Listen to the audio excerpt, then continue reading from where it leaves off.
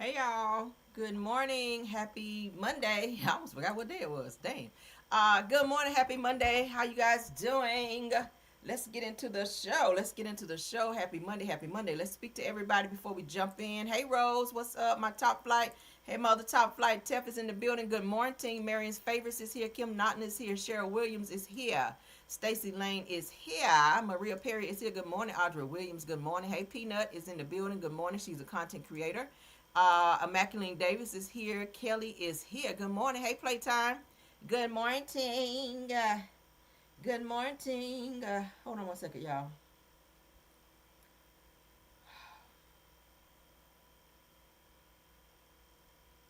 All right. Okay. Faith Williams. Good morning, love. Good morning. Good morning. You say you love my hair? Oh, I just pulled it up, child. It's still kind of tight, so I can't do too much with it. And I ain't want it on my neck. But thank you so much. All right. She says she love my hair. Naya Bless. Good morning. Dinah Black. Good morning. Naya Blessed again. Good morning. Good morning. La Soul. Good morning. Darlene Mungum. Good morning. And say, oh, you by the water today and outside.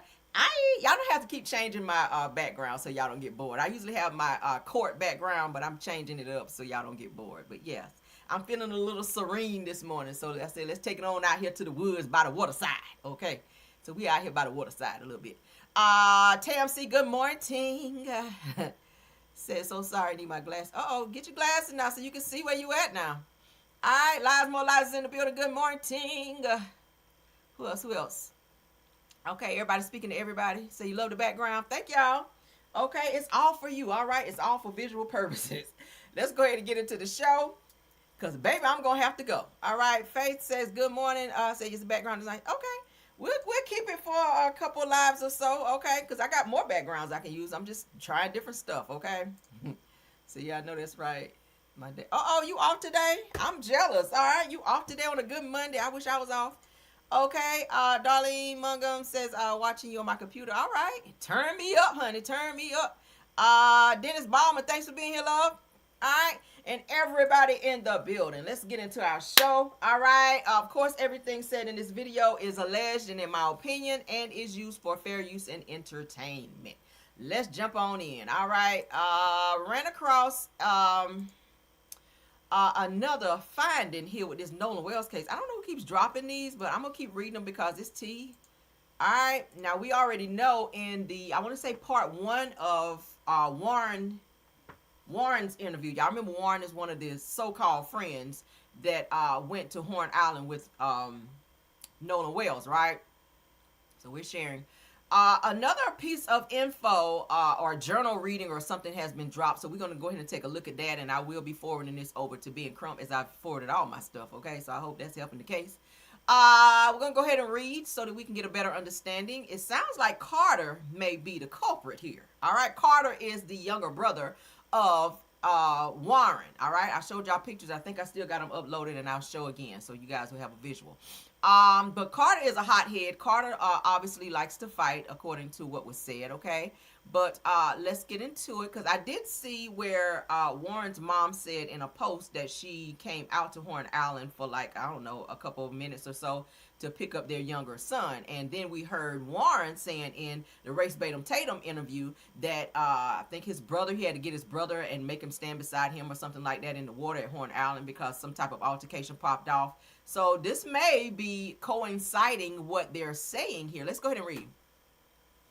Turn this fan up. I'm drying my throat out.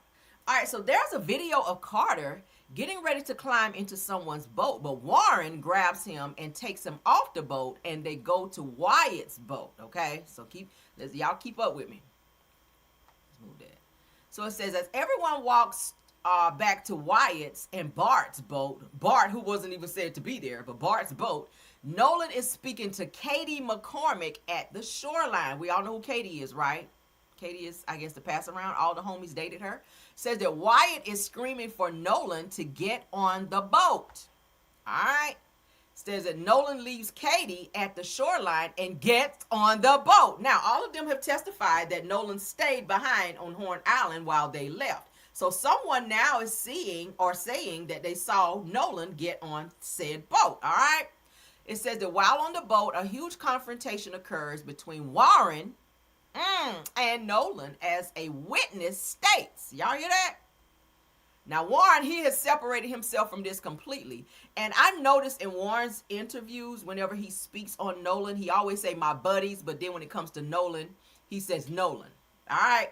Body language, I've been watching that whenever he does interviews, right? He gets very uncomfortable when he talks about Nolan.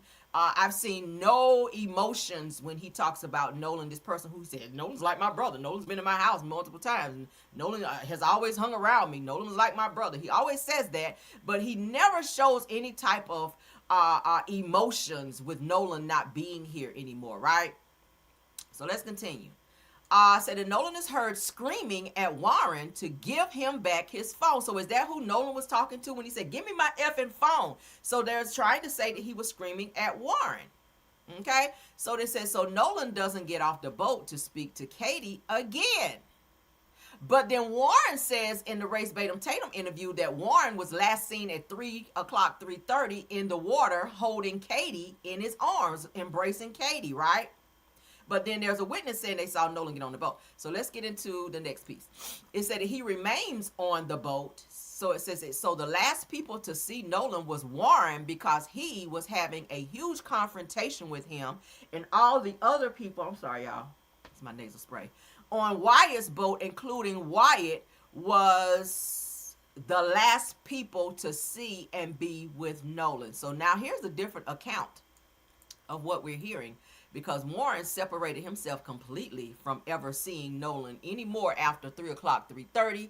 And he was very adamant about Nolan staying behind on the island. And then he went into this whole breakdown of a boat and how you fix the chambers and all this other shit. Stuff we didn't even ask you about. Like, I always say when a person over-explain when you're asking them something very important and they redirect their attention from what you're asking them onto something else and they want to kind of, focus more on other things that don't really matter.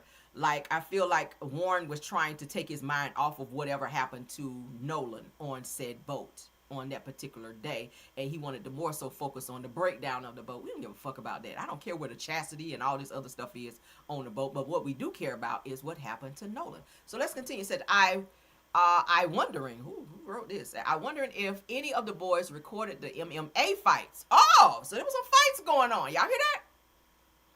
So they said, did Nolan record Carter's fight? Okay, because this is why the mom had to come out there and scoop young Carter up from up out there because he was fighting and carrying on. So it says, I'm wondering if any of the boys recorded the MMA fights. It said, did Nolan record Carter's fight in which he got his ass kicked, okay? And he might have been pissed about Nolan recording the fight.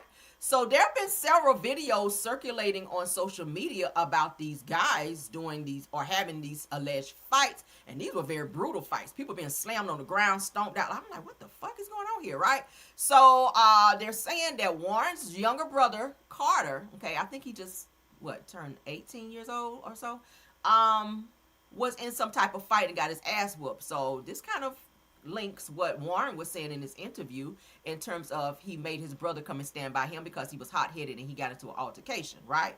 So, yeah. So let's continue.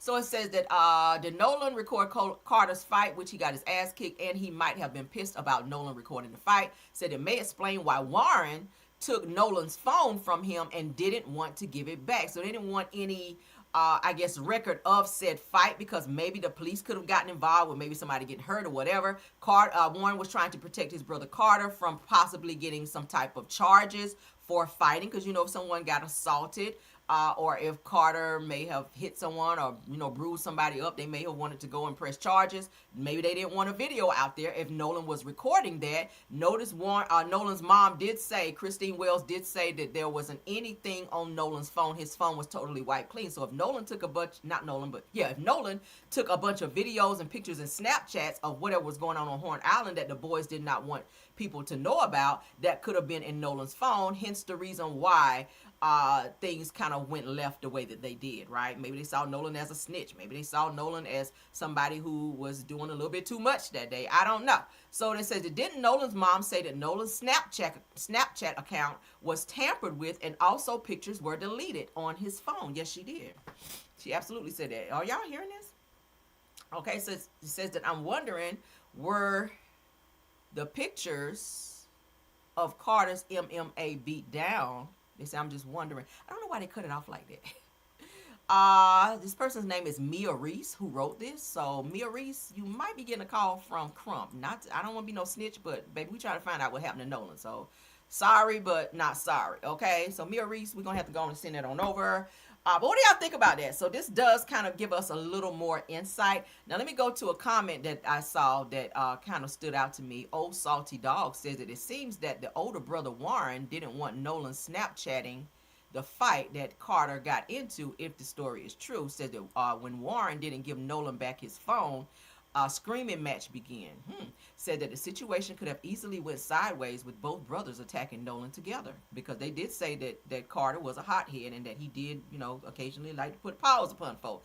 And with, maybe if Carter got into an altercation with Warren, and Warren was and Nolan was whipping his ass, it could have been that that Warren jumped in to defend his brother, and the two of them could have double teamed Nolan, right? And something could have happened really bad to Nolan because of that. So it said that this is why some people are speculating that when Wyatt, the boat operator, accelerated the boat in shallow water, that it caused the boat to start sinking. Check this out. It says that fast acceleration lifts the bow high. So y'all remember they said that something was wrong with the bow on the boat. Warren said that. He said that something was wrong with the bow on the boat. All this stuff is connecting like a puzzle now, right? Says that with fast acceleration, it lifts the bow high. Warren said in part one of Race Batum Tatum's interview that something was happening with the bow and something else on the boat, causing water in the hull to rush rapidly towards the stern. So they were saying they were sinking. So it could have been somebody got pissed off and hit the accelerator, lifting the boat up. That's what it sounded like happened here, because they made a call to the sea tow captain to say that they were sinking.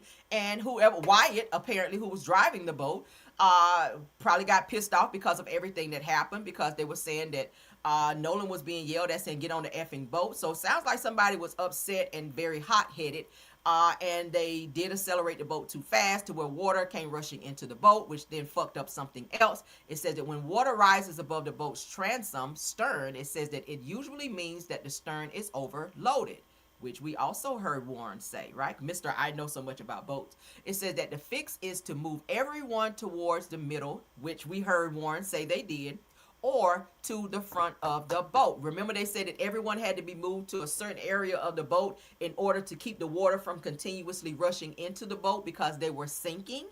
So whatever happened prior to that, it caused this situation with the boat, okay? By someone being angry, by someone accelerating the boat too quickly or too fast to where water began to rush into the boat. They were probably upset at the prior, I'm going to say, alleged incident that happened maybe with Carter and Warren, okay? Prior to said boat incident. Now, do I feel like the boat was sinking? No. I feel like a lot of water began to come into the boat, and I feel like they got the water out, but they used that as a point to deflect from what really happened with the Carter and the Nolan Wells and the Warren situation, right? Now, we also heard Warren's mother in a statement that I also read on my page, where it says that she wanted people to stop coming after Warren, right? Because something about she's never seen her son this way. He's never been this depressed or something in that way. My thing is, why would you be this depressed, right? Why would you be this depressed if you had nothing to do with what happened to Nolan? I feel like he knows more than he's saying. I feel like his stepmother, who is the judge, has told him to shut the fuck up and don't say nothing, because they're handling things behind the scene to protect him and his brother, because Warren does have dreams of becoming the next Venus and Serena Williams, because he just won a championship not too long ago, and I think February, March of this year. For tennis. He's a very good tennis player. So they all have dreams and aspirations to be great in sports. And that is something that now is very much so in question because of this Nolan Wells situation. They can't even come out of the house. They can't even go anywhere. I remember Warren said that as soon as we step out, we all of our heads are on a swivel, because we don't know if somebody's going to jump us or unalive us or whatever the case may be, because of this Nolan situation. So they just want people to stop talking about it. Not on this channel, right? They want people to stop talking about this Nolan Wells situation, because honestly, I feel like we're figuring this shit out. The more people start coming out and speaking, the more of these posts that come out that's connecting. See, if they would have just shut the fuck up and stopped doing interviews, the things that we're reading now that keep coming out with these random journal entries, they're starting to connect with what these guys are saying in these interviews. So you guys now are trying to intimidate people in terms of saying you're going to file intimidation lawsuits and defamation lawsuits and all these things against people in order to make people shut up and stop talking about it because you want it to go away. But that's just not the case. I'm not going to stop. I'm not going to stop talking about it, right? I feel like I'm using all of my safe words, allegedly, hypothetically, maybe. I've not accused anyone of anything. I said that you could have had something to do with it because you were there. And I feel like all of them know what happened, but because of who might have unalived or hurt Nolan or had something to do with it, they can't say because it's their buddy and they don't want to see their buddy be locked up. And then it's going to make all of them be in trouble because you know someone was unalived and you did not tell the police that, right? So they're all using the shut the fuck up tactic in this situation. What do y'all think? Sound off? All right. So Ben Crump, I know you tired of me, but you about to get some more mail from me. All right. Moving right along, we have another situation for Memphis. Anybody to stay in Memphis, you guys may already know about it. Okay. Yeah, y'all sound off in the chat about that. Sound off in the chat. I'm interested to see what y'all feel about that. Okay, Real Black Girl Politics is reporting that a power is out for nearly 100,000 households in Memphis, Tennessee. Damn. They said that Elon Musk 4 SpaceX AI data centers, the largest data centers in the country, use power from the very same electric grid as Memphis families. Why I feel like our people are being targeted, right? Why I feel like black people being targeted? First, what do we have? New York. Now we got New York floods. Then we got Gary, Indiana, still in a freaking blackout where a lot of people are still without power after what? Almost 12, 13 days now.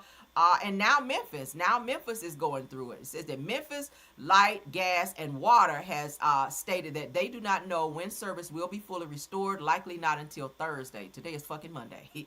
So imagine not having no lights, gas, or water until Thursday. What the hell is going on? It says that it's 90 degrees outside and will get even hotter inside. It says that we also know that some schools don't have power. This is happening too much. National Guards, get your asses down there. Said that more than 100,000 MLGW customers were still without electricity Sunday morning after a power bow echo storm tore through Memphis and Shelby County with confirmed straight line winds exceeding 70 miles per hour. Now, at the peak, roughly 130,000 customers reportedly lost power. MLGW says that this will be a multi-day recovery, with the majority of customers currently expected to have service restored by Thursday evening. And I know Thursday is just a few days away, but bitch, when you don't have no water, lights, or gas, bitch, that takes forever. That seems like months. It seems like months, even though it's a few days, right?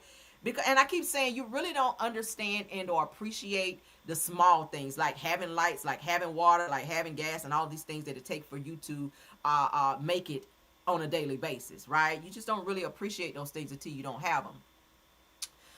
It goes on to say, and with Memphis dealing with dangerous summer heat, said that this is bigger than inconvenience. It says that families need air conditioning, refrigerated foods, charged medical equipment, and safe places to stay, right? Because with, y'all know Memphis, child.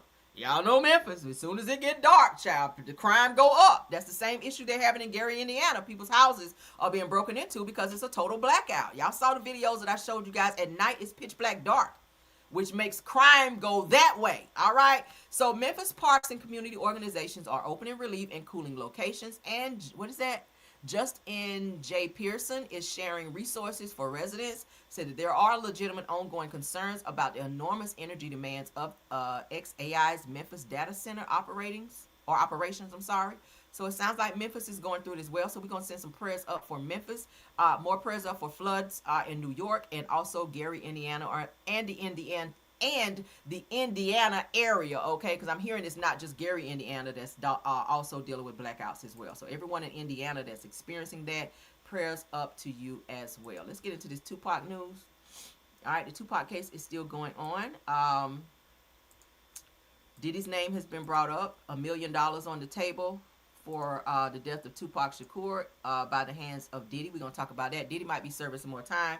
I do know that he is set to be getting out in a couple years, but they may add some more to that if it's found that he had something to do with or ties to Tupac Shakur's life being taken. He might be in that bitch for years, or life rather. So let's continue. Radar Worldwide News is reporting, said that Tupac's family rejects Orlando Anderson's theory.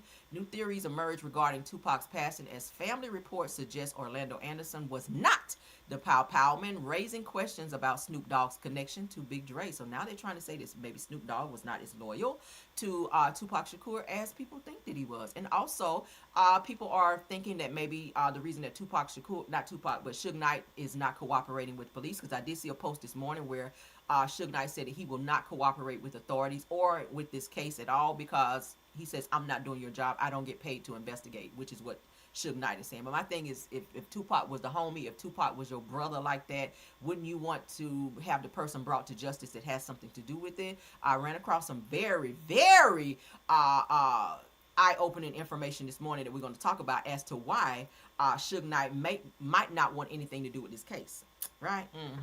Your ass might be sitting where you sitting right now too, Suge Knight, with your violent ass. So let's go ahead and get into the video.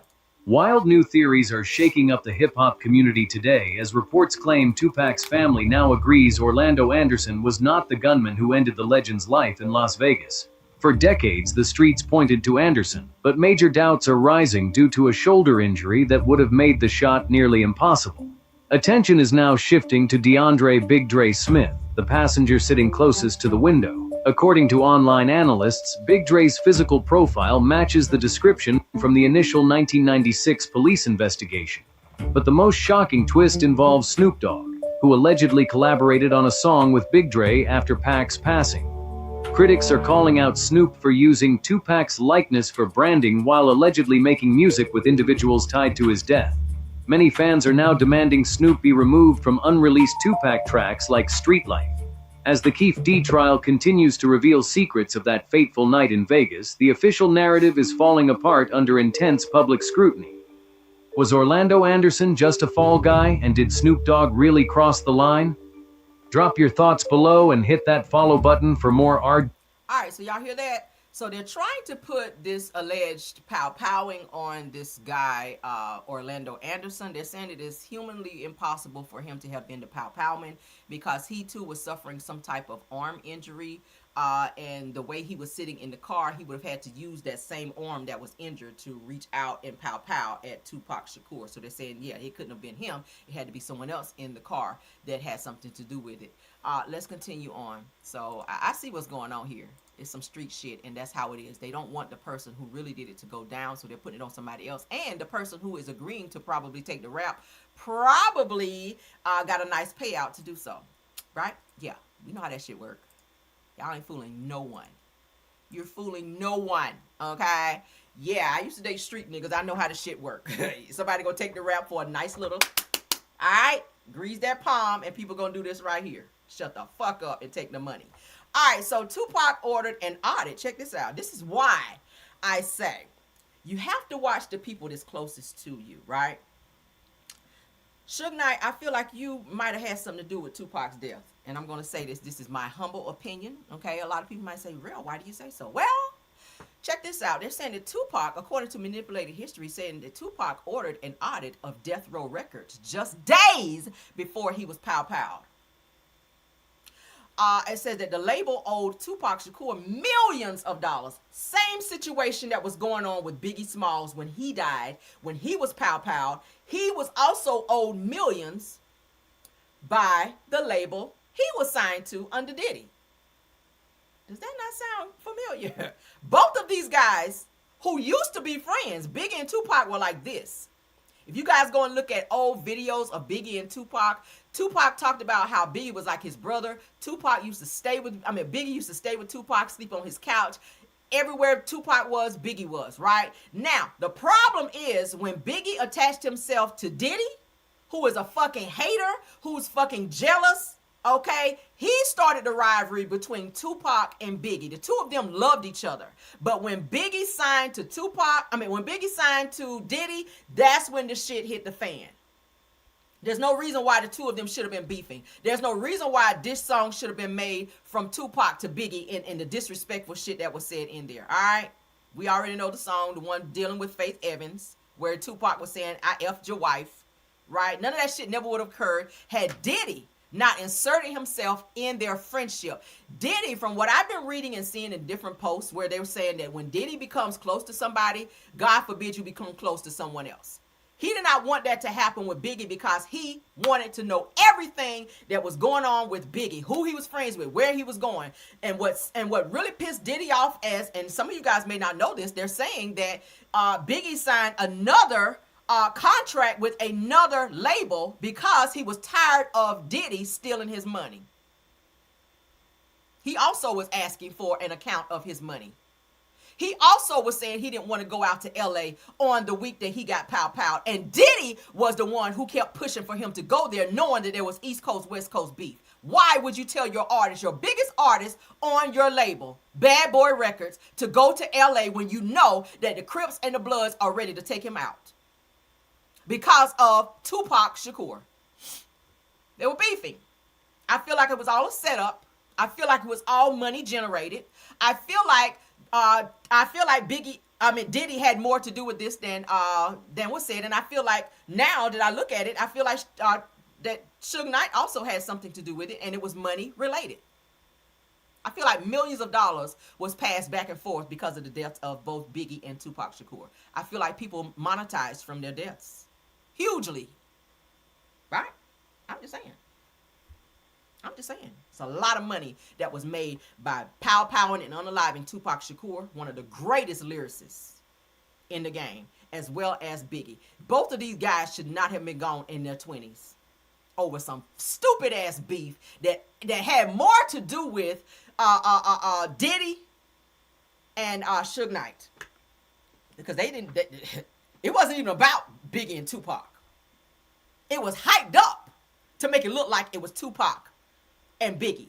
But the real issue and the real beef was Diddy and Suge Knight. Okay? Go read your shit.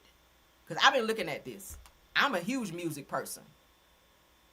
And this shit right here stinks to high heavens, and it's got Suge Knight and Diddy's name all over it. And that's why they don't want nothing to do with this shit, because it all leads back to them. Let's go ahead and get into this.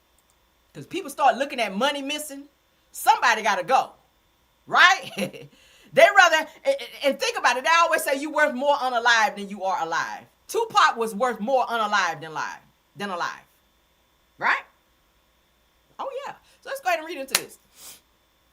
All right, so Tupac Shakur's death is often blamed on a gang rivalry that boiled over on the Los Angeles Strip, but behind the violence, a major financial war was taking place. I told you it was about money, didn't I? Tupac had just ordered an audit of Death Row Records, demanding the millions of dollars in unpaid royalties the label owed him. All right? When you start getting the white, as they call it, the white people in your business, courts and shit like that, on these labels of people who you know have gang ties and stuff like that, and you know their books ain't gonna be like they supposed to be, and millions of dollars are missing somewhere. All right, this is not the first time we heard about a lot of artists who came through, not only Bad Boy Records, but also Death Row Records, were being robbed, were not being paid all of the money that they were owed.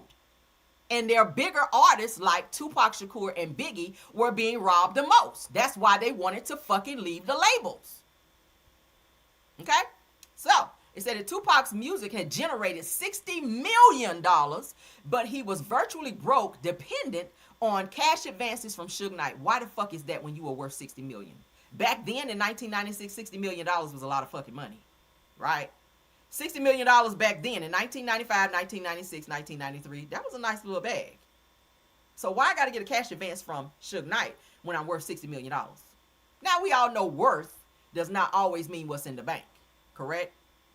But we know Tupac had hits on top of hits on top of hits on top of hits. I mean, shit, Brenda Had a Baby. We can name them, right? Every single song damn near that he was putting out were hits. And let's not even talk about features.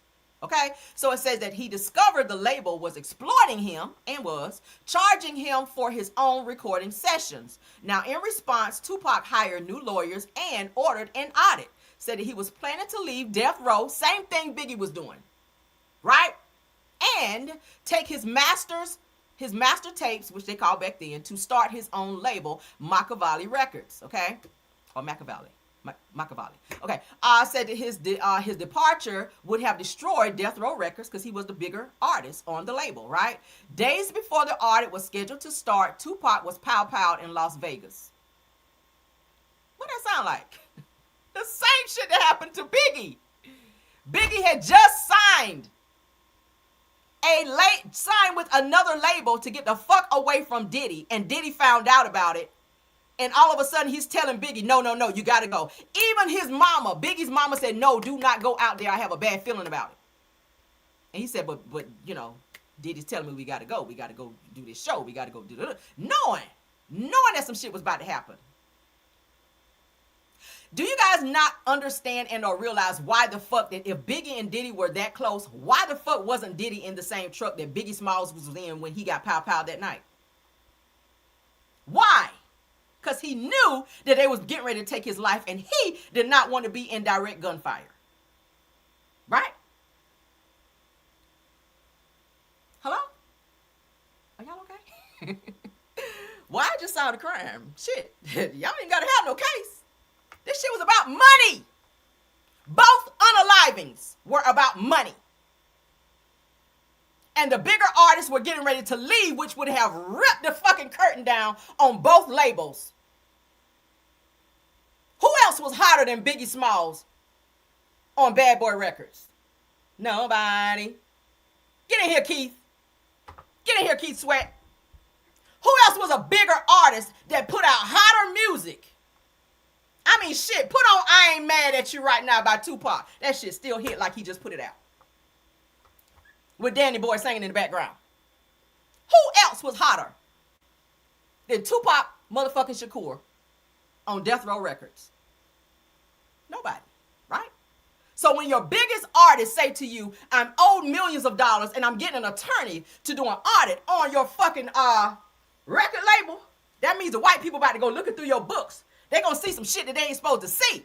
So because you're doing that, I see that as you turning your back on me and you're not loyal to me anymore. So now what I got to do is get you out the way. And let's not forget that these artists also have what they call death insurance policies or life insurance policies on them as well. Huge ones. So they don't give a fuck if they get pow-pow. Right? Diddy didn't give a fuck about Biggie being pow-pow. You know why? Because he knew his money was coming. Oh, he got a huge payout by Biggie being pow-pow. That's why he told him, yeah, go take your ass out there to L.A. Go to L.A. Knowing that the Crips and the Bloods was waiting on his ass. You know why? Because as soon as they announced DOA on Biggie Smalls, Diddy was about to get a check.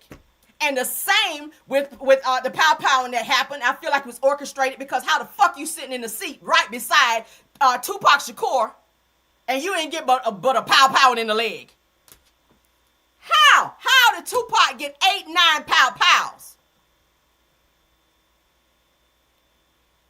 I saw the fucking autopsy. I wish I could show it. It's very gruesome. Tupac had pow-pows everywhere sitting beside Suge Knight. But Suge Knight only got pow-powed in the leg? Get the fuck out of here. All right, let's continue. His departure would have destroyed Death Row Records. Days before the audit was scheduled to start, Tupac was pow-powed in Las Vegas. Okay? Said that the audit was canceled. The files vanished. And Death Row kept control of his lucrative catalog. Do you know how much Tupac Shakur's catalog could have been worth? $60 million back then. Right? We're in 2026. They are still recouping. Okay? Because Afenia Shakur is no longer here. So whoever is over Tupac's stuff, they should be getting that. But if Suge Knight has not released that to his family, and which I hope he has, do you know how much Tupac Shakur's catalog is now worth in 2026? Oh my God. All right, same with Biggie. Same with Biggie. The Street Wars was the perfect cover for multi-million-dollar heist. All right. So they said the Tupac's audit of Death Row Records make him a corporate target. Let's read. unpaid royalties. In 1996, Tupac Shakur's album had generated over $60 million in revenues for Death Row Records. Tupac was reportedly living on cash advances and did not own the masters of his own catalog. That's unheard of. People like new artists now, let's even use Chris Brown, owns all of his masters. All of his masters, okay? Let's even take it back. One of my favorite artists who's no longer here, Prince. Prince saw the bullshit a long time ago and told y'all the music industry is fucking crazy. They are demonic. He owned his own masters. Do y'all know how many hits Prince owned? When he took his final breath, the nigga was rich. Because he owned his masters. That's the goal with any artist coming into the industry, to own their masters. Because when you own the masters, right? You ain't splitting shit. Let's continue. He discovered that the label run by Suge Knight had been charging his personal accounts for recording expenses. Tupac hired a new legal team and ordered a full independent audit of Death Row Records' financial books. The audit was designed to expose how much money the label owed him, which his lawyers estimated over $10 million. Okay? Ordering a financial audit of a label with deep gang ties, what don't you tell y'all, was an incredibly dangerous move. Now, with that, a lot of these labels, okay, I'm getting ready to put y'all business out there, okay? Let me go ahead and expose some things, all right? Now, a lot of these labels are run by street thugs, which is also pushed by drugs.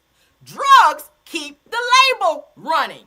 Because a lot of these artists aren't going to make #1 hits all the time. So you got to have money coming from somewhere else that you know is going to always be lucrative.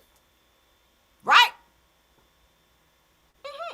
So that means you got to get that nice powdery substance on the streets and make money. So they have these guys called runners that they have working the streets, bringing in money from there, and they pimp out their artists who don't own their masters to take a huge percentage of what they make from their music. So that's how they're robbing them.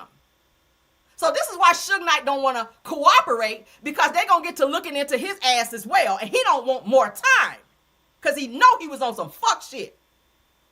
Right? Okay, let's continue. Ordering a financial audit of a label with deep gang ties was incredibly a dangerous move. And we know this. Right? So Tupac was like, well, fuck, I need my money. So Tupac was planning to leave Death Row Records to start his own music label, Machiavelli Records. His departure would have bankrupted, y'all hear this? Death Row. Suge Knight was not about to allow that. Why? Because he was the man back then. To hear that Death Row Records bankrupt after Tupac left would have been a slap in the face. It would have been embarrassing to Suge Knight, who already built his reputation on being the guy. That guy. Everybody was afraid of him. Everybody feared him. He was known as the guy walking around with the diamond encrusted pinky rings, like he would slap a bitch without notice. Because he was who? Suge Knight. This nigga was hanging people over balconies. Okay? Ask Vanilla Ice. That's how he got his masters. Hung him over a fucking balcony. And would not let him up until he signed and agreed to sign his masters. It's money in masters. All right?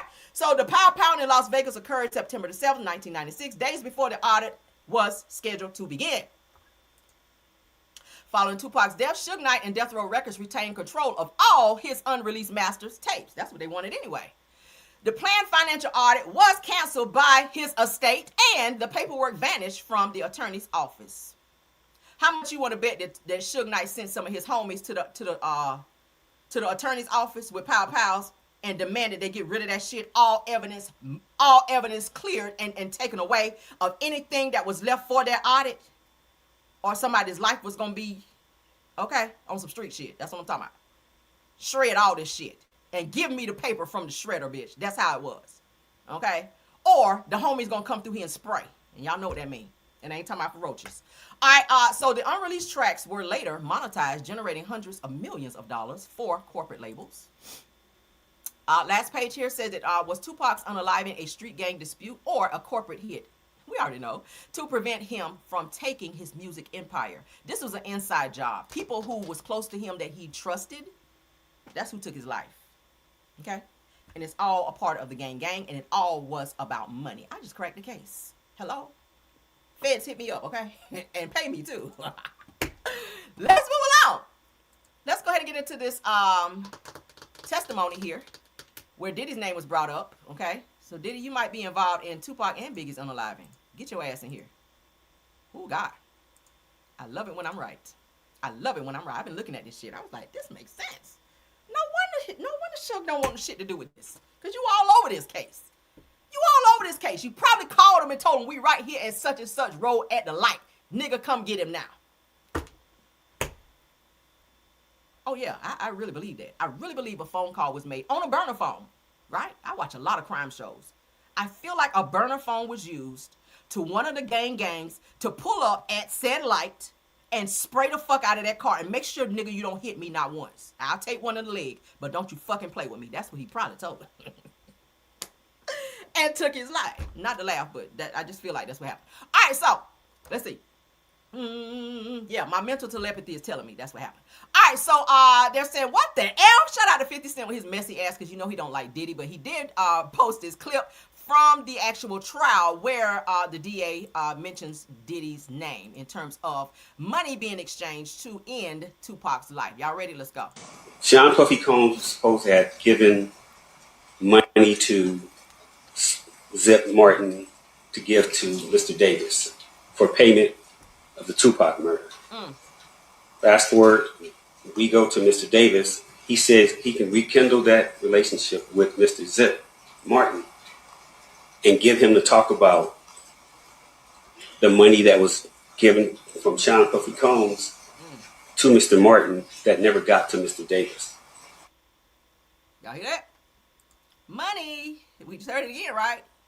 It was all about money. All right, so let's get into this lying fool right here. Now, a lot of people say Krishan Rock knew already while she was carrying Junior that he was not Blueface's child, right? Now, notice in this video, she tells her own mother to shut the fuck up or get out, right? Because mama was talking too much. Mama was about to spill beans. And in this same video, Blueface is going to come in there because Krishan is saying she didn't even know she was pregnant, even though her stomach was protruding, and even though a baby at 5 months, you know, babies in your stomach at 5 months can move, because mine sure did, right?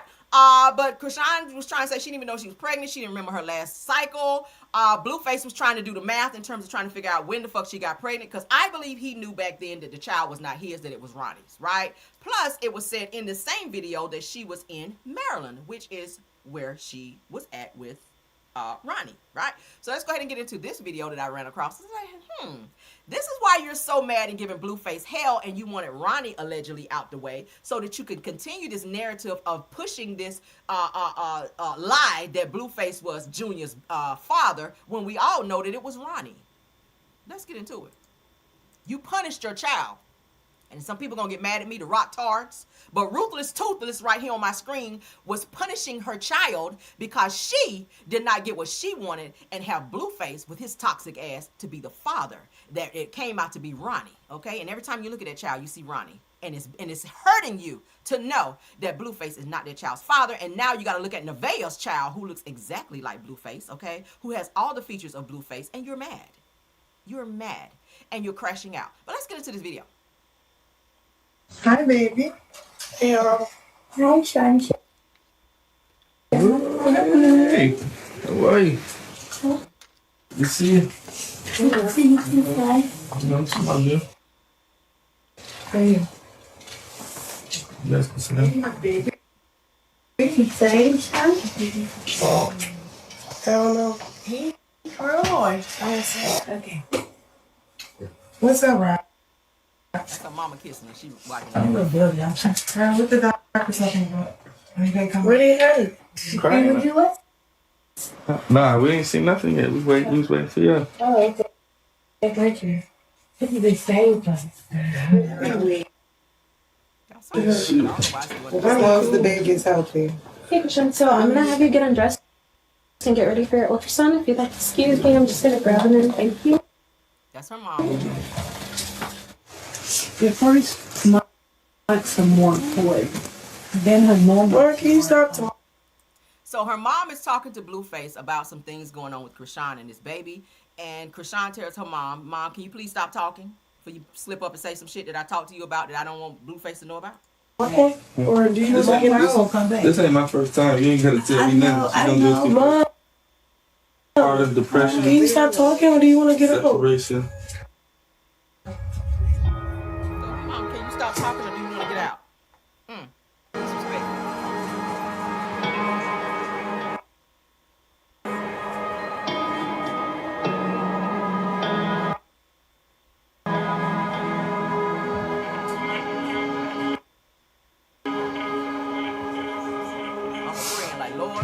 let this baby be baby child. Hi, I'm Dr. Sodi. How are you? How are you? And who's everyone here? I'm my sister. Your sister. Hi, and you are? I'm mom. Yeah, hi, and you. Nice to meet you guys. Did you have any pregnancy tests positive at home? Yeah, that was January. That was the first one, so maybe your last period may have been in December? You really don't know. And was this a desired pregnancy?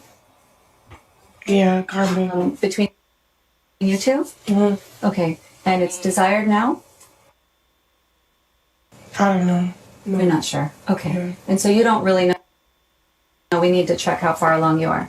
Mm-hmm. Okay. How will we find out how long she's been pregnant? So Blue is saying, how can we find out how long she's been pregnant? He want to know, right? He want to know if she's lying or not. I'm going to take a look, see if there's a baby, measure the baby, and that'll give me an estimate of how long she's been pregnant. Okay, so let me try abdominally first. All right.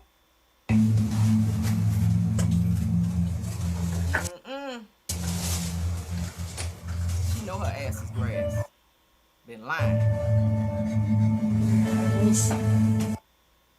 Your mouth is opening. It's not in a good position to get on 3D, but this is the face. That's the lower lip, upper lip, nose, and eyes there. You are 20 weeks pregnant. It's like 5 months. Damn. It's 20 weeks and 2 days. 5 months? Yeah. Was it too late? Yes.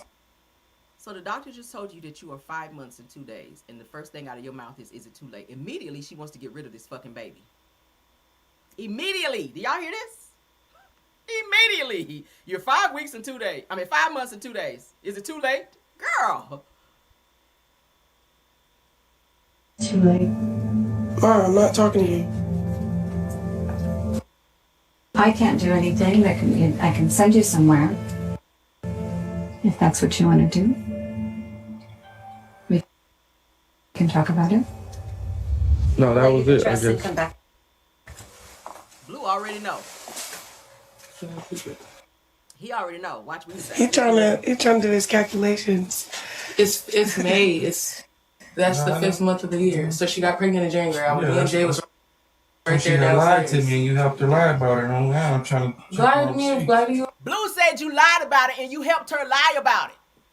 Hello? about what? What we lie about? What's the She lie? went to Baltimore and you said she wasn't in Baltimore. So you were in Baltimore with Ronnie during that time, not with Blue Girl. So that's why you kept this secret. You kept this pregnant. You already knew you were pregnant. Because how the fuck you don't know at 5 months that you're pregnant? You done missed several cycles at 5 months, right? Hello? So you knew, but you were hoping that you could pull a fast one on Blue to say, oh, this is your child. This is your child. You knew you was pregnant by Ronnie because your ass was fucking him in Baltimore around that time, and you missed your cycle and was like, oh, shit, I'm pregnant.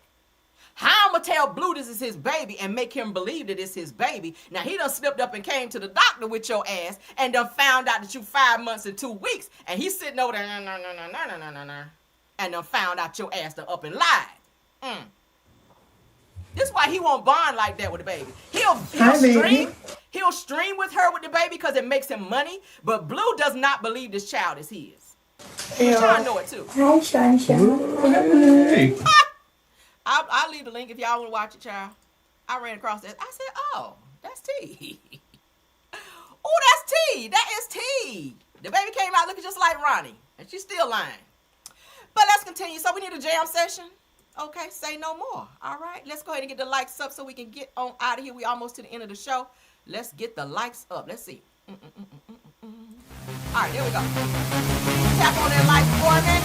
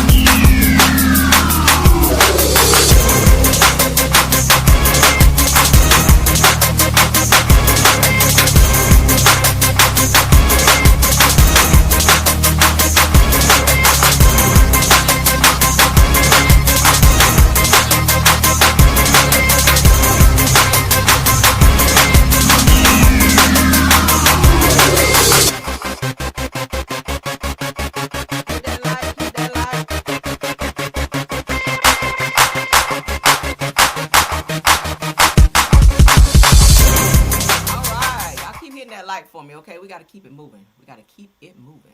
All right, now that we're talking about Blueface and Krishan, now we got to talk about. I feel that Krishan done put another swatted Blueface and Nevaeh again. This is like the third one. It's so crazy and so sad. But let me take this down. Sorry. I'm clicking away. All right, so Blueface and Nevaeh, honey, got swatted again while out at Blueface's restaurant. I don't know why Nevaeh got this baby out so soon. Baby, I'm old school with mine. You don't bring that baby out too soon around all them germs, and you ain't have no damn blanket around the baby. And I know that it is summertime, love, but you gotta have like a little receiving blanket or something with this baby, and don't have this baby outside like that, girl. It's too soon. You just got out of the hospital, what, 5 days ago? No, ma'am. All right, so we're gonna get into this because they were asked to come outside by the Popos, Pow Pow's drone. They also searched Nevaeh while she was holding her baby. Someone called to have them swatted once again. I feel like it was Krishan because they were live streaming. Blueface was live streaming from the restaurant, and Nevaeh and Blueface, they were eating and doing like little family stuff. And I feel like Krishan was stalking as she always does because she watches everything they do, just like she was watching whenever Nevaeh showed the baby's face. I can't believe she's showing the baby's face. Why are you watching?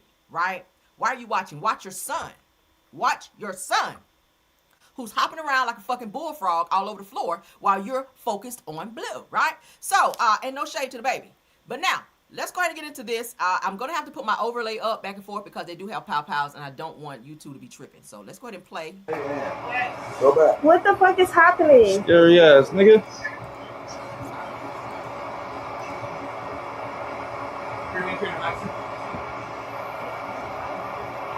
We'll talk to you in a second, okay? Nobody's coming out. I get you. We'll talk in a second. Okay. So y'all see Blue? Please close your eyes to here. Come back.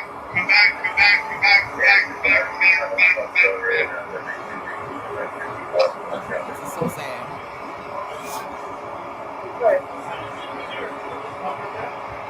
The person come over, get my down, we'll walk right over here, okay? I remember you.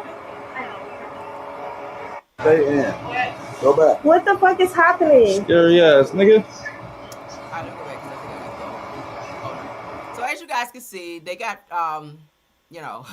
they got swatted once again. Again, I feel like it was Krishan that did the shit. I really do. Because who else would be calling? And they were saying the reason that they got a call is because some random person called to say that Blueface smacked Nevaeh while she was holding the baby or something crazy like that. And they came and swatted and Pow Pow's drawn and all of that. Not even that serious. They wound up putting the handcuffs on and put them in the car. Same with Nevaeh, but they wound up letting them go because it was nothing. So it's crazy that Nevaeh automatically recognized one of the guys that swatted them because they've been swatted so many freaking times. At some point in time, they just need to probably find out who this person is calling and hold them accountable because, girl, you out here with your whole newborn baby and they're on this F-ish, okay? But that's it and that's all on that. Done with the toxicity, child. All right, let's get into Carlos King throwing his subliminals, okay? Run across that. Sorry, I know y'all hate his voice, child, but let's get into it. A lot of people saying, who is he talking about? He's talking about Melody. Who is he talking about? I don't know, but we're going to play it and you guys tell me what you think, okay? So he said that not everything is about you. Sometimes you have to check your ego at the door and allow God. Y'all know he's a pastor when he want to be, child. Carlos be trying to be a preacher, but then be over there, motherfucker, but then be right over here talking about God in the Bible. But let's get into it, child, because he was saved in this video. So shout out to Carlos. Let's go. The Sunday raindrops. So the message of the day is stop making everything about you. We live in a world right now where everyone thinks someone's hating on you, jealous of you, shading you, dropping subliminals on you. Not everything's about you. That is a form of arrogance. Don't be so arrogant to think that people's movements have anything to do with you. Because we live in a world where everybody has a thought, an opinion, we as people sometimes make it about us. And the one trick you have to tell yourself is, who am I to think that all of this is about me? In this season of life, when things happen to you, God will reveal to you why it's happening, and he'll make it plain that is for you. We have to get out of our own head, our own ego, and our own arrogance to think that everybody's movement has something to do with us. It is a form of arrogance. It is a form of ego. EGO, which I believe is an acronym for erasing God out. You're not that important. You're not that great. Okay. You're not God. You're not a God. So as you go through life, stop and remind yourself,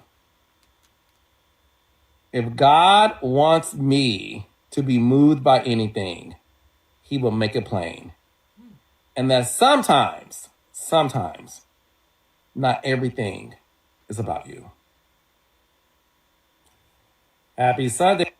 What do y'all think, child? A lot of people, I was reading comments. Some people were saying it was about Ariana. Some people saying it was about Martell. Some people saying about Melody. I don't know, because he didn't put a name on it, so we don't want to speculate or say, a name, because we don't know who he was talking about. He was subliminally calling somebody out, obviously. And I don't know. So y'all put in there who you guys think it is that he was talking about. I don't know, but that's what he had to say on his most recent live. Moving on, because I don't care no more. Let's get into Pinky Cole. She sat down with Candy on her Speak On It channel, and she had some things to say. She definitely calls out Claudia Jordan. Okay. And she was kind of feeling away because Claudia subliminally called her out about being pregnant. She wanted to announce it herself, but Claudia, kind of went ahead and almost told it, and she had some things to say. So Real Housewives of Atlanta Pinky Cole reveals her feelings about her pregnancy announcement being upstaged. Let's go. Because she wanted to wait until the reunion to announce it, right? Because none of the girls knew. So her secret almost got out. But let's get into it. Housewives from a Housewife. Announced your pregnancy. Well, she didn't say your name. She didn't, but it did bother me. And it bothered me because, girl, you didn't sit the right couch, okay? Mm-hmm. Kay just said that she had surgeries, okay? So it wasn't her. Okay. Kelly, she better not be trying to have no babies right now. She just got out of marriage. I ain't in her business, but you know what I'm saying? Mm-hmm. And then I know Shamia is trying, obviously, so it had to be between me and Shamia, right? But like the process of elimination was so wide. I love a good tease, but damn. Yeah. You know what I'm saying? At least say it could be the left or the right couch. I mean, I came Pinky, what the hell you got on? out to the reunion wobbling. And everybody, makeup artists, hairstylists, I don't know. Somebody there probably got it. Yeah, probably just gave it a tea. But obviously it added speculation. I was frustrated at first, I'll be honest, because I'm like, damn, because I was in for a long time, I ain't go outside. Like, I just wanted to, have this moment and just make it private for a minute. And then when she said it, I said, God damn it. Announced your pregnancy. So, yeah, she was talking about Claudia over there on Messy Monday with Carlos King and Dustin and them, where she meant, I know somebody on Real Housewives of Atlanta cast is pregnant, da-da-da-da-da. And I think it's going to come out at the reunion. I was like, okay, maybe she want to make her own announcement. But obviously, Pinky felt a way about it, and she vocalized that with Candy. Let's move on. Y'all can comment on that. I wanted to play this for you guys, too. Because I didn't know Pinky married her husband without a prenup. Right? Now, he came into the marriage with his own money, millions of dollars, because he has his own restaurants. But I wanted to play this for you guys, because she said, hey, no, we just locked in, girl. We didn't sign no prenup. No. But my thing is, girl, if you're sitting on millions, if you got anything in your name, money, residual, whatever, I think it's a great idea to get a prenup, because you're in love now, but, when things go left and you guys decide you don't want to be together anymore, that's when a person wants to go after your things. So you got to protect your assets in love. You just do. Yes, you can be in love, but protect your shit, okay? Let's keep going, honey. Shout out to Funky Friday. Cam Newton over here. Nuptial agreement. No. Did he sign? Oh, shit. Let me share. Hold on, y'all. He jumping the gun over here, child. Yeah, you got to get a prenup. I said the same thing about A$AP Rocky and Rihanna. Rihanna is a billionaire. A$AP Rocky has, 40, 50 million? And Rihanna was like, no, I'm not making him sign a prenup. That's the father of my children, and we're in love. No. I said, oh, okay. Gotcha. If I'm a billionaire and you're not, bitch, I'm protecting. Sorry, we be in love. But I'm going to need you to sign right here. Okay, before we do this thing. Let's keep going. All right. Did you sign a prenuptial agreement? No. Did he sign the prenuptial agreement? No, we have no prenup. So y'all locked in. We locked in like skin. I'm gonna tell you why. When right before we got married, I looked at him and he looked at me. I said, listen, if this don't work out, we're gonna go our separate ways with what we came with. And we both, and that's why I married him. He has my mind, right? One thing about me is I ain't begging, borrowing, or stealing from nobody. Like I don't play with people like that. So if it don't work out, I don't want nothing from you. You gotta watch me get it all over again. And you're gonna be sitting back like, damn, this girl is a monster. And vice versa. That's the kind of energy that he has. So no, we don't have a prenup. And he's stuck like Chuck, and so am I. So we ain't going nowhere. I think it's wowing to see, because I witnessed from afar this dynamic come into place. And it made sense, well, in this sense, it made dollars for so many reasons where it's like, yo, this is a real power couple here. And when people that are on this trend of love, but there's something that can kind of wedge between that. And it is this dynamic where there's good points on one side that says like, no, sign a prenup. And then there's other points on the other side. It's like, no, we're not going to do it. So either way, whether you did it or not, I wanted people to understand that you can go along and be the best version of yourself together as well as independent. You know what I think it is? His plan was never to live off me, and my plan was to never live off him. Wow. And that's why it works. And it might not. But ultimately, you're doing that if you're married. At some point in time, the fun's going to be commingled, right? It's impossible not to do that. I mean, shit, let me make it personal. I have my own account. My husband has his own account. We have joint shit. But ultimately, if we going out, I say, hey, babe, I'll pay. Our money is being commingled. And he'd be like, no, because he'd be like, no, I'll pay.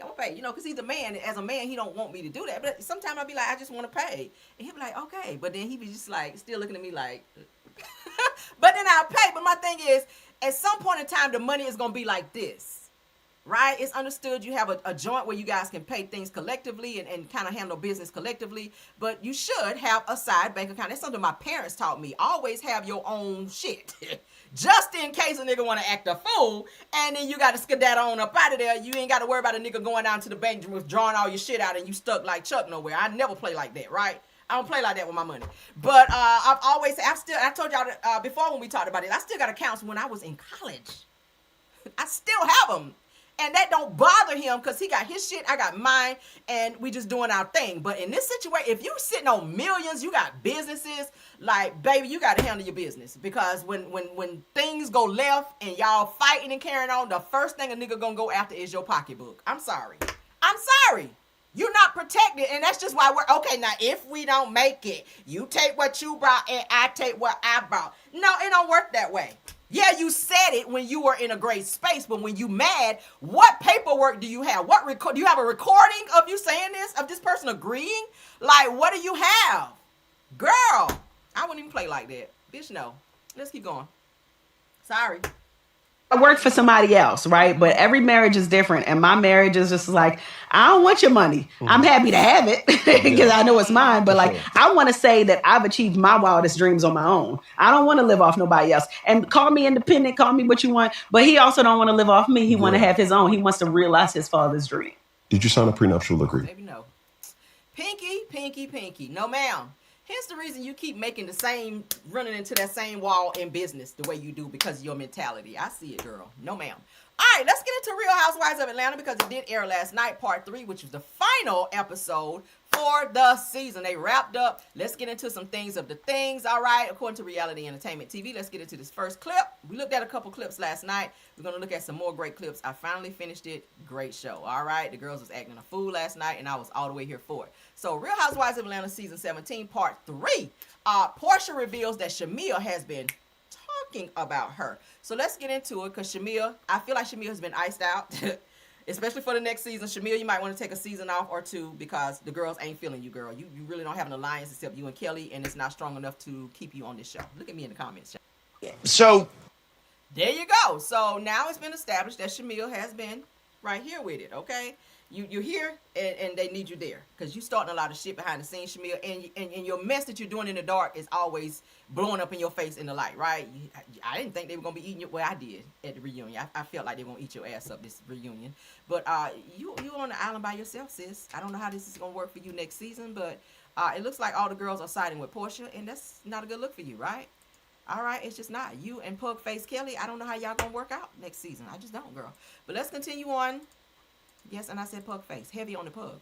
Moving on, honey. We got to get this show on the road. Reality Entertainment TV. Let's get to the next one. Shamil talks about her issues with the understood that everybody on that couch over there is understood that they're not going to go against Portia. That they've created an alliance. They're going to support Portia because Portia is the popular girl right now. Okay, Portia is that girl this season. So they're not about to fuck it up and not being able to, I guess, maybe film scenes or be popular on the show or be outcasted. Okay, kind of like how Shamil is. It's kind of like either support me or your ass is like the girls over there on the other couch, right? Who cares about the couch over there? The girls over here are the it girls. But the girls over here, it's like, not so much. All right. Girl, bye. What do y'all think, y'all? Sound off. Sound off. Again, Shamil, no accountability. And that's why the girls stay eating you up, because you don't have no accountability. All right. Okay, so Shamil and Portia gets questioned. We almost there, y'all. Who, child? Child. I'm trying to help y'all feel like y'all were at the reunion last night, because I pulled all the great clips. Let's get into it. OMFG Reality TV. I may have to edit some shit on here later, but whatever. Let's go. So at least she still admits that she has love for Portia, which we all know, right? Shamil, you can tell the way she be staring at Portia. She really does want that friendship back, but Portia don't trust her no more. Once the trust is gone, I'm that way too. If I don't trust you, I can't fool with you on any level, because trust is huge when a friendship is involved. It just is. So if I don't trust you, goodbye. And take all of your things with you, because I don't expect you coming back. That's how I feel. I'm a Leo, child. I don't be playing that shit. Goodbye. All right, so let's get into Shamil talking about her surrogate issue. We found out that her surrogate was expecting. Their last embryo did take to where their surrogate did get pregnant. But let's hear the news, child, of what's going on with that. For those of you that may not know, OMFG Reality TV, let's get into it. Shamil. Pay attention to Portia and how she looks after this news, because Portia done get through some things at home for not being able to have that, and I don't think she wanted to say it on national TV because she doesn't want to throw her husband under the bus for them to be arguing at home to say, oh, why you get to the reunion to say I'm pressuring you about this boy. You know, I do feel like it's some pressure. I do, because she said in the video, I'm kind of scared, I'm kind of nervous, because, you know, if this doesn't take, right? Like, I feel like it's some pressure being applied about that, because most of those men in those countries, they do want male children. So let's go. I'm sad. As much as I don't like Shamil like that, that part does make me sad for her, because I know that's something she really, really wanted to, you know, kind of help her family along, whatever. You know, she wanted that boy. So, damn. Prayers up. Prayers up. That's all I can say. I mean, I do have a heart, unlike Portia. Portia, like, you can give a hot damn. She over there texting. Probably playing Tetris or shit. It on her phone. Damn, Portia. All right, so Kelly, let's get into Kelly. This is the last one, y'all. Kelly gets questioned, child, and read down, as she needs to be. All right, you need all of this read. Let's get into Kelly with her lying ass. Meredith from Mesa, Arizona said, Kelly, do you ever feel like you're a rebound BFF because Portia and Shamir are no longer BFFs? Hold on. Let me share. Not a rebound, child. These questions, my God. Not a rebound friend, girl. The people asking Kelly, is she a rebound friend? She absolutely is. It's sad. All right, let's get it. You a nice little discount, okay? Up to 50K discount, because she said, Kelly said she paid $10,000. Phaedra said the billable hours that you really was supposed to pay was 60K. So, girl, and then to turn around and get to the reunion and get buck on Phaedra, I would have been like, you know what, the other 50K is due in motherfucking 30 days. All right, play with me, and I'm going to link up with Gary on your ass and go ahead and up and garnish you as well. Continue. Absolutely discrediting. Bitch, I would have said the other 50K. Right the hell now. Damn it. Like, other people. So why you didn't stay with the people that you paid 250K to? Right? Because your ass ran out of money and you needed to go over here with Phaedra and be fake friends with Phaedra so she can help get you this case over and done with, because you didn't have no more money to pay the real attorney. Well, not that she ain't a real attorney. Phaedra is a real attorney. But you knew Phaedra, being the friend that she is, and you buttered her up, okay, like a good old biscuit over there at Texas Roadhouse that they be licking on. And you had her give you the good little 10K discount, girl, or 50K discount. You knew exactly what you were doing. Now that you got your ruling and got that monkey off your back, now you want to talk shit again. Only one in the world, right? If that one doesn't do it, Shamil, you have the money and the financials and the residuals to do so, right? You can go to any company to get a wine thing started. Why stay with these people if they don't want to work with you? Maybe they saw an episode of you lying and acting the way that you do. You're so busy worried about what Portia's doing and being so messy behind the scenes. Maybe this is God's way of humbling you and showing you, bitch, that you need to stop acting the way that you act, right? This is why your little business didn't get up off the ground. This is why, okay? You so far up Kelly's ass with her munchkin looking ass, and then you can't do anything you need to be doing. This is maybe God's way of sitting you down and making your ass. Meredith from Mesa, Arizona said, Lord, was that not good or what, y'all? The reading was everything. I enjoyed it. A lot of reading was going on. I seen out what Andy was saying. It was like he was watching the tennis match, girl. Andy was enjoying the messiness, and so was I. I hope you guys enjoyed the show, because I gotta go, all right? Y'all, please don't forget to continue to comment, all right? I'm interested to see how you guys feel about all the topics we discussed in the show, or in the show, whatever. Thank y'all all for being here. Townsy. Girl, I'm cracking up too, okay? They were reading down. But thank y'all for being here. Thank you to the Top Flight Mods, Rose Armstead, True TV Podcast, and Tiffany Thomas. Thank y'all so much for doing an awesome job. Thank you to all the content creators. I saw you in here. Hey, Peanut, and all my other content creators that dropped by here today to support the video. Of course, all my Caramelians in the chat as well as in the bushes. Check us out on all publications, Caramel Rail. Check us out on the backup channel on the Rails World. Please don't forget to like this video, hype it up as well. I will see you guys later. Keep your notifications on so you guys will know when I... We're going to get on out of here. Let's get on out of here. Let's get y'all a nice little jam. Let's rock out. See you guys. Happy Monday. Bye.